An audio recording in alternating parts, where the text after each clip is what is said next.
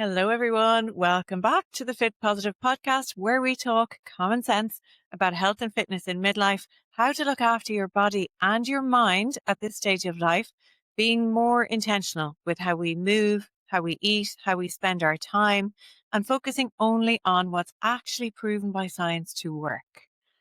So in last week's episode, we talked about the fundamentals required to successfully lose body fat, build muscle, and regain energy in midlife. And that was a very practical episode. And it's a good idea to re-anchor yourself around those fundamentals at the start of a new year. So if you missed that, be sure to go back and catch it. But what I also mentioned last week is that it's critical that those fundamentals are supported by the right tools. And one area that is super important to support is our mindset. So today we're going to delve a little deeper into the topic of mindset. And this will likely span 2 episodes because there are so many tools that we can use, and we need all the tools that we can get to create a healthy mindset in support of our health and fitness goals, that I just wouldn't be able to cover it all in one episode. So let's start into it this week, and we'll finish the tools next week. Okay, before we get into the actual tools that we use on the Fit Positive programs, let's just remind ourselves of where we are. You know, at this stage of our lives, women can be extremely stressed and overwhelmed. And it's no surprise given how many demands are made of us. And let's just zoom out and remind ourselves of that. I talk about this a lot, but we are often looking after both the younger generation and the older generation at this stage of our lives. The care sandwich. We're in this care sandwich where we're looking after the older generation and the younger generation, often, not always. And we're also still often carrying out a full-time job while trying to manage our own hormones as we go through this hormonal transition, which is perimenopause and menopause. And then we may also have a child or a teenager going through their own hormonal transition, which just complicates things even further. And we might also be at the peak of our career in the middle of all this, trying to, we may have worked our way up the ranks through the years and now we're at the top, and we're trying to juggle all of these things at the same time. So, it's funny because we really need to be in the full of our health in order to navigate that. But at the same time, we might feel like we don't have time to look after our health because we're too busy navigating all of that. So it's a bit of a catch-22 situation. I do have conversations with women who say, I just have too much going on in my life right now to be able to start a health and fitness program like this. Whereas for me, I will always say, I have so much going on in my life right now that I need a program like this in order to support me through it. Like for me, I had a hugely stressful 2025. I had a stressful year, but my parents had an even more stressful year because my dad went through cancer diagnosis and the treatment for that. And it was a very tough year for us. But I needed my healthy habits in order to be able to show up for them. So it's a funny one because once you do have your healthy habits up and running, you will lean on them for support as you navigate these tricky periods of your life. So, and I really do firmly believe that I wouldn't be able to deal with those things if I wasn't in the full of my health, if I wasn't working out and feeling strong and capable of dealing with whatever came my way each day. But this is the context within which most women join my program. We are all super busy midlife women. So it's worth calling that out before we get into the specific tools. So mindset, just as a word, is a very vague word. It's very all encompassing. And when I talk about mindset, I talk about it in the context of our health and fitness goals. Like, I'm not a psychologist. I am not a therapist, but I have studied a lot around mindset as it relates to health and fitness. And that's what we're going to cover today. And you know what they say, mindset is everything, right? A lot of people will say, oh, mindset is everything when you go into any endeavor or any program. And it's not exactly everything. All of those fundamentals we covered last week are very, very important because they're the things that actually lead us to results. But mindset is a key part of the overall picture of our ability to achieve those results. Because without a strong mindset, we have a much lower chance of succeeding at any goal, whether it's health and fitness or any other goal that we have. We do need to have a strong, positive mindset. All right. So what do we do inside the Fit Positive method in terms of supporting us in achieving our health and fitness goals? So we look at several different things, and we'll cover some of them on this podcast. So we look at self-limiting beliefs at the very beginning when people join the program, and we work on, first of all, becoming aware of what those self-limiting beliefs are and replacing self-doubt with self-belief. So that's one thing we're going to look into today. How do we do that? And then we also leverage essentialism for overwhelm and time management. And we'll also get into that today. And the other things we look at are habit psychology to instill consistency and motivation. And we look at tools for stress management and to help with anxiety, both of which are worse as we go through midlife and lose our estrogen and progesterone. And we have tools to manage those as well. So we'll cover the habit psychology and the stress management tools next week. And this week we'll cover self-limiting beliefs, how we transform those, and essentialism for overwhelm and time management. So let's get into it. So I'm sure you've heard this quote before. It's a Henry Ford quote. It's been around for years and years. And it goes like this: whether you believe you can or you believe you can't, you're probably right. And it has stood the test of time because it is true. So let's talk a little bit about self-belief to start with. Because if you don't believe you can do it, you can't do it. And if people come onto my program, it doesn't matter how good the method is. If they don't believe that they're going to be able to do it, they won't succeed. So this is the first thing we address as soon as people join my program. And it is an uncomfortable topic for most Irish people. And the majority of my members, we have a real mix now, multinational group, but the majority is still Irish. And it's an uncomfortable topic for us Irish people because we don't like to get above our station or seem cocky. And, self-belief kind of implies self-confidence. And we don't have a great culture around that in Ireland. And you can be sure that if you do get above your station or have, obvious self-confidence, there will be somebody very close by ready to pull you down a peg or two. There is no doubt about that. That's just the way we are in Ireland. And the reality is that as a result of that culture, most of us have self-limiting beliefs. And these unconscious self-limiting beliefs can get in the way of us achieving our goals. So we really need to uncover those as a starting point before we embark on any endeavor, really. So what is a self-limiting belief? It's often, like I said, unconscious. It's a belief about ourselves that determines our identity and how we are in the world and what we allow into our lives, in our relationships, how we dress, how high we allow ourselves to be promoted in a job. We'll often, make sure that we don't get promoted because we don't think that we can do it. How we act, how much money we allow ourselves to make in our lives can be determined by these self-limiting beliefs. All of these things are driven by a set of core beliefs that we have about ourselves. And this is kind of what we call our belief system. And our beliefs about ourselves come mainly from our parents and maybe some authority figures from our childhood, like teachers, older kids, older siblings. And this is where the alarm bells should ring. Because if you're a woman in midlife in Ireland, you probably grew up in the 80s or the 90s. And in those days in Ireland, we were not big on self-belief.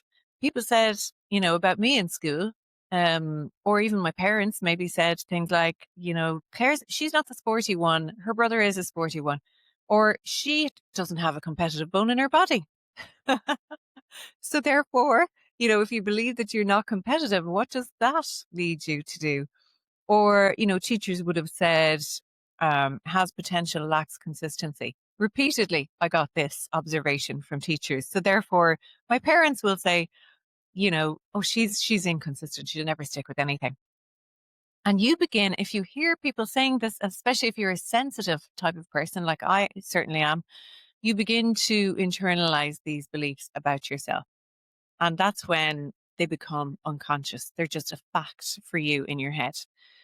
And what you do, we do this unconsciously. You go out looking for evidence to prove them to be true. This is how the brain works. It wants to believe something, so it goes and looks for evidence for that belief to be true. For example, when you're older, because somebody said when you were a kid that you weren't sporty or you weren't competitive. You were a bookworm, you were born to lie on a couch and read a book. This is what somebody said to me, a friend of mine years ago. Oh, my parents always said I was born to lie on a couch and read a book. Like if your parents say something like that to you, it does have an impact on how you go through life. So later on, you might try a new health and fitness program. And on day one, you find the workouts hard and you say, well, of course I found that hard. I'm not going to be good at this because I'm not sporty. I was told I wasn't sporty. So of course I'm not going to be good at this workout. Or you might start to give up on things very early on, really quickly, because you believe that you're inconsistent, because you've been told you were inconsistent by all of the teachers on all of your school reports right throughout your childhood. So you don't stick with things. And then because you didn't stick with the thing, you say to yourself, oh, well, yeah, of course, there's that. That's the proof. I didn't stick with it because I'm inconsistent. You're just proving yourself to be right. And therefore the thing becomes, your belief becomes a fact in your brain. And you give up on things before you've even given yourself a chance to succeed. And I see this. I've had thousands of women through my program now, and I can see it so clearly when they join. If somebody says, it depends on things that they say, but certain things they'll say, I'll go, oh, that's a red flag, and it's a difficult thing to unpick. And that's why I'm going to go through it now. And I did write a blog post on this, which I will leave in the show notes. So you can go through this exercise and these steps yourself if you feel that it's relevant for you. So once you find these tiny pieces of evidence that prove in your mind your belief to be true, it starts to become fact in your brain. And this can really impact the paths we take in our life and how successful we are in any endeavors we embark on, including health and fitness programs. But also, if you can uncover these beliefs about yourself, you can actually apply and convert them to the opposite thing and apply that across your life, not just in health and fitness. So what do we do? What are the things that we can do to transform these beliefs? And like I said, the blog post is going to be in the show notes, so you can click into that. You don't need to remember any of this, but you can ask yourself now, before you even get into this, is the identity that I have about myself allowing me to fully step into whatever I've decided is my goal for 2026? Maybe it's this program that you're on with me. Maybe it's any other program that you're on, or any of your health and fitness goals. So what is the identity that I have about myself? And is there something about it that is holding me back? And if it is holding you back, then it's time to start questioning the foundation of the beliefs that you have that could be holding you back. And until you go through this process of questioning yourself, you might not even know that you have these beliefs. So it's a good thing to ask yourself the very first question: is the identity that I have about myself allowing me to fully step into this program, this goal, this project, whatever it is that you're trying to achieve, or is it holding me back? If the answer is that it's holding you back, then we move on to the next step in the process. Because once you create awareness around these beliefs, then we can start the work of unpicking and dismantling them and reframing them into a belief set that enables success and even makes success seem easy. Because once we get out of our own way, and we are often, this is the whole thing about mindset. We are often the ones that are in our own way. It's not that the process is actually that complicated. Of like the episode that we covered last week, those things are common sense, fundamental, healthy habits. They're not really that complicated, but sometimes it's us. We're getting in our own way, and it comes down to these self-limiting beliefs. So the first step in the process is to uncover those self-limiting beliefs. Notice when you are saying things that, or have someone call you out when you say anything negative, like, I'm so weak, or like I do this with my members. I'll call them out if I hear them saying things like, I'm so weak, or I have no willpower, or I have a sweet tooth. There is no such thing as a sweet tooth. Ask your partner or your family member or a friend, maybe if you don't even know that you're doing these things, it's a good idea maybe to have somebody else observe you and call you out when you're doing it. Because we'll say these things unconsciously and they will hold us back. Then you need to question each of those statements. Are they, number one, actually serving you? Is this thing that I keep saying to myself, I'm not sporty, or I'm very inconsistent, or I have no willpower, or I struggle with low motivation? Are these statements serving you? And number two, are they really true? Because most of these things that I've just listed out there, they're not character traits. Things like willpower, weakness, physical weakness, or a sweet tooth, these are not character traits. They simply cannot define who you are as a human being. So we need to ask ourselves, where did this belief come from? And is it even true? And sometimes this requires really digging deep and going back into our childhood to find out, why do I think this? What did your mother or your father always say to you when you were a kid? What did the teachers always say? And is that really true? Or was it just that in the 90s and the 80s and maybe the 70s, you were a bit harsh, And you could be carrying those statements, those narratives through your whole life based on a single statement that somebody said to you when you were a kid. So it's a good thing to ask yourself, where did it come from? Is it true? Then the next step is that we need to, and this is a bit difficult to do, but we need to create a new belief despite the lack of evidence to date that that belief is true. And this can be difficult, like I said. But for example, if you have a belief that you're not sporty, you want to create, or you're not healthy, or you're inconsistent, you want to create the opposite belief. So, for example, if you think that you're not sporty or you're not into health and fitness, you start saying to yourself, I am fit, healthy, and strong. Create this statement and, say it to yourself. This is a belief that you want to be telling yourself, even though you may believe in your soul that it's not yet true, but it can become true. The way to make it true is practice the new belief.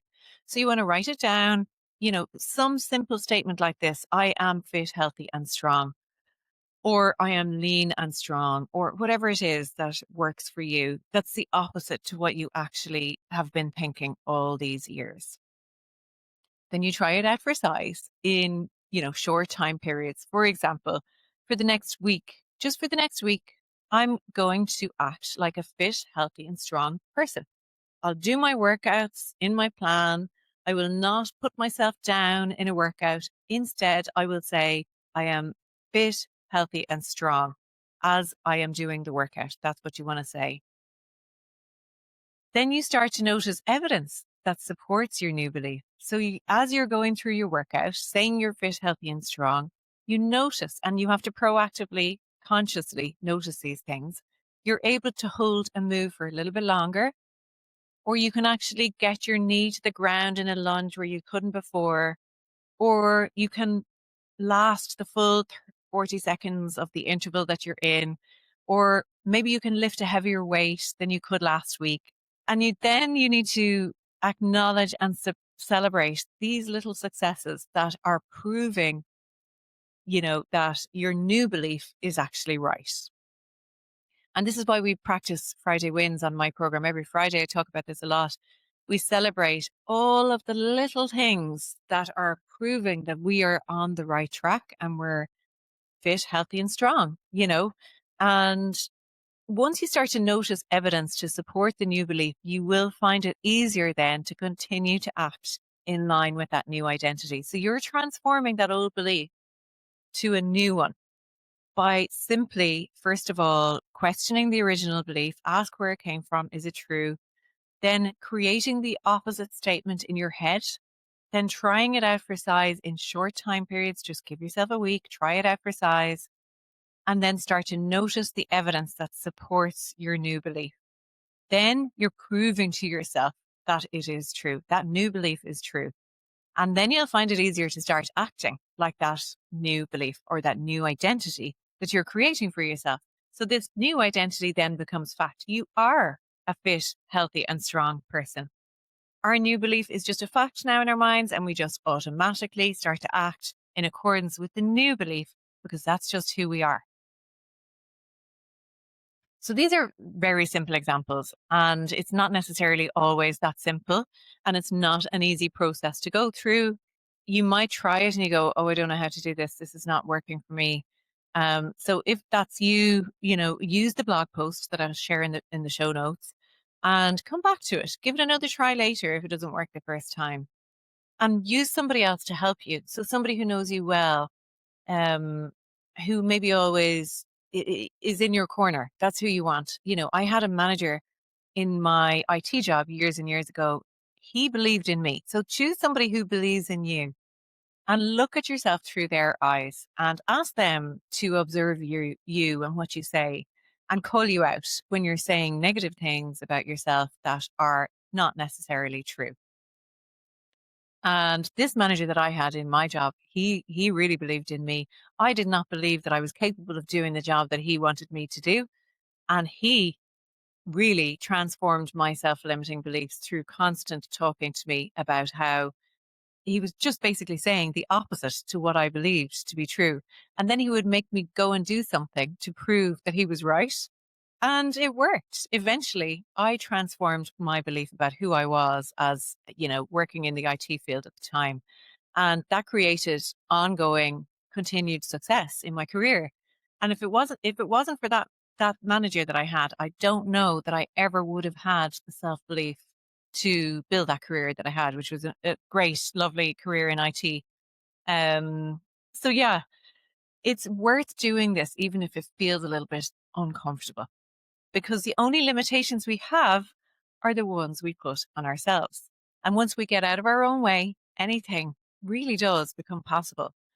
So if you come up against obstacles, and I see this, um, if you find yourself looking for reasons to quit, whatever it is that you're doing, whether it's my program or any other program, look at what you're doing. Are you looking for the obstacle? Ask yourself this question. Am I looking for the obstacle here to prove some sort of negative belief about myself? Or am I looking for the path? So we always want to be looking for the path to success, not for the obstacle. So, stick with things that you find difficult and use these positive statements about yourself to make sure that you can navigate these tricky periods and get through them. Because if you find yourself looking for reasons to quit, that's probably something to do with a self-limiting belief. And it's worth just going through this exercise, because rest assured that can be changed. All right, that is it on self-limiting beliefs. We're going to move on now to the next topic, which is essentialism. And this is something that I learned again in my IT job as a product manager, but it's definitely something that busy midlife women could also benefit from. Because essentialism is probably the best tool that you can use for dealing with overwhelm. And overwhelm is very, very common. It's everywhere these days. And it's often the reason that we feel we don't have time to invest in our own health. We're living in a world of abundance, which is great. It's an amazing world that we live in. So many opportunities for us and for our kids. But it can cause us to say yes to too many opportunities, have too many options, too many kids' activities, too many decisions to make on a daily basis, which are overwhelming.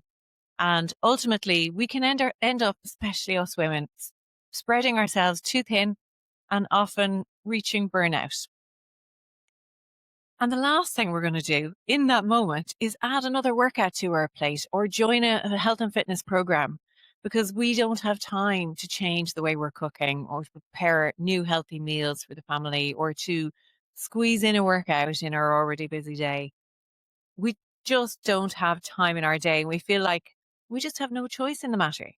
But if we just back up a little bit, maybe we do in fact have a choice. And this is where a book I love by a guy called McKeown, and the book is called Essentialism. This is where this comes in. And I will again link this book in the show notes. Essentialism is really a way to prioritize your time. It's a tool, it's a time management tool. And Greg is famous for saying, if you don't prioritize your time, someone else will. Another quote that's worth remembering: if you don't prioritize your time, someone else will. So it's about figuring out what the most important, most impactful things are that we should be spending our time on, and prioritizing those things while delegating or removing the other things from our to-do list. And it is possible, even though we think, well, I can't drop anything off the list. So here are some tips. for using essentialism to overcome overwhelm. So the first piece of this is kind of a once a year type exercise that you do at the macro level. We zoom out. Maybe at the start of a new year, like around about now. Sometimes it takes all the way through January to get through you know, your goals for the year. So you could still be in a place where you're resetting for 2026. And if that's the case, this is the perfect time to do this exercise. Might also be, when you're on holiday and you have some downtime. So the first thing we need to do is ask ourselves, what is one thing that is important to me that maybe I'm underinvesting in right now? So, what is the one thing that is really important to me that I'm underinvesting in right now? And almost always, when I ask women this question, the answer is my health, because that's always the thing that goes to the bottom of the list. And we all know without our health, we have nothing.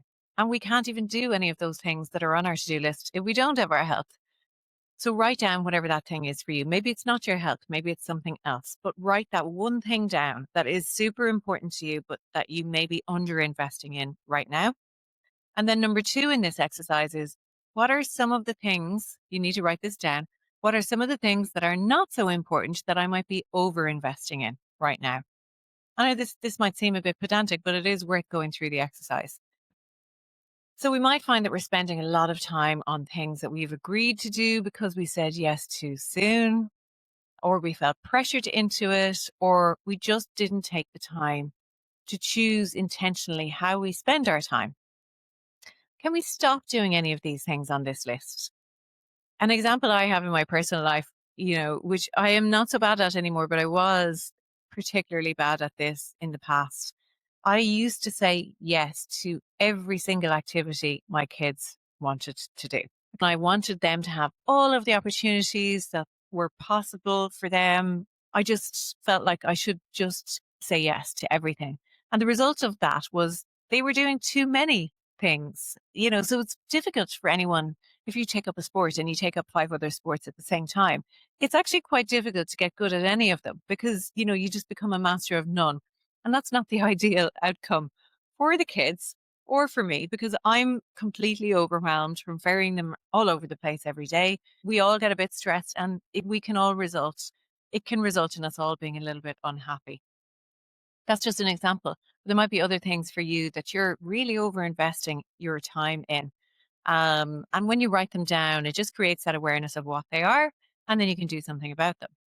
And then, maybe you'll be able to delegate them or stop doing them, or, just have a conversation with somebody to say, do we really need to do this sport anymore? Is this something you're enjoying? Should we still do it? Or should we maybe reassess and stop doing that activity that you don't even like, that I force you to go to every week, you know? And then going forward, we can think about learning to say a slow yes and a fast no. This is what Greg McKeown talks about. He says, if it's not a clear yes, then it's a clear no. And there was an example of this when my son wanted to join a chess club, and the chess club was on at the exact same time as 2 other activities for my daughter. And I was thinking, oh, I really want him to do the chess club because he wants to do it. And trying to figure out a way out. There was no possible way I was going to be able to both drop him and pick him up from this chess club. And I was reading the book at the time, and I was like, oh no, it's going to be a no, even though I really want him to do it. And it was a no. And it was difficult for me to say no.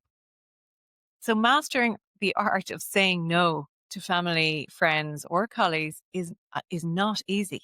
At work in particular, it's not easy. It's just kind of against our nature as women to say no, but it is a skill that we can develop. It's a skill. It's not something you have to keep doing. You don't always have to say yes to everything that's requested of you. You can say no. And actually, often, especially in a work environment, if you start saying no in the right way, you can gain a lot of respect for that. Same thing in your personal life. When you're saying no, explaining it in a way, like, for example, you're saying, I can't do that right now because I'm prioritizing this really super important task over here, whether this is at work or something else in your personal life. So I just can't make time for that right now. It's an explanation as to why, without going into too much detail, because you don't really have to explain yourself. But it's nice sometimes to just explain that you're prioritizing this other thing and you can't do that right now. And it does definitely get easier with practice. In my IT job as a product manager, this was my job, prioritizing work items for our development teams, requirements they were called, so that as a company, we could maximize the return on our investment into our team. So we needed to make sure that our development team was working on the most important, most valuable features of the product so that we could generate as much value for our customers. You can think like this in your personal life as well. If you were thinking, oh, this is a selfish thing, I can't say no. No, you want to be able to say no to some things so that you can maximize the value you provide on the other things. And as a person, as a human, you will be more efficient, more productive in your life as a mother, as a wife, as an employee, if you are better at saying no to the things that aren't as important. And we all need and deserve to do this with our personal time.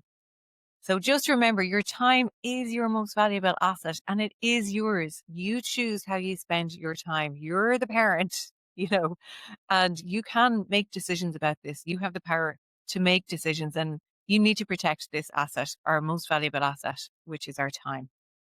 And just remember that everyone else around you will benefit from you being more efficient and more productive. So that's what comes of this type of prioritization of your time. So don't think of it as a negative thing. Essentialism is a very, very positive thing. So that's the macro level part of essentialism. Then at the micro level, at the end of every day, we want to be iterating on this and reprioritizing at a micro level every single day. So at the end of every day, take some time. It might be 5 minutes. Maybe you need a notepad to do this. Maybe you can do it in a note on your phone, or maybe you do it in your head. But you ask yourself, what is the single most essential task that I must get done tomorrow? The very most important thing. Write that down at the top of the list. Ideally, do that thing first the next day. But write that down at the top of your list. Of course, there will be other tasks that you need to complete as well. Add your other tasks to the list in order of priority. The following day, tick off the essential item first if you can. Work through the other high priority items. Ideally, keep it to 3 high priority items. Maybe 3 for work and 3 for personal, because this is very useful to do at work as well. And stop when you have them completed. This is the hard thing because I've always struggled with this. I just keep going. As soon as I have one thing done, I'm on to the next thing. But try to actually stop.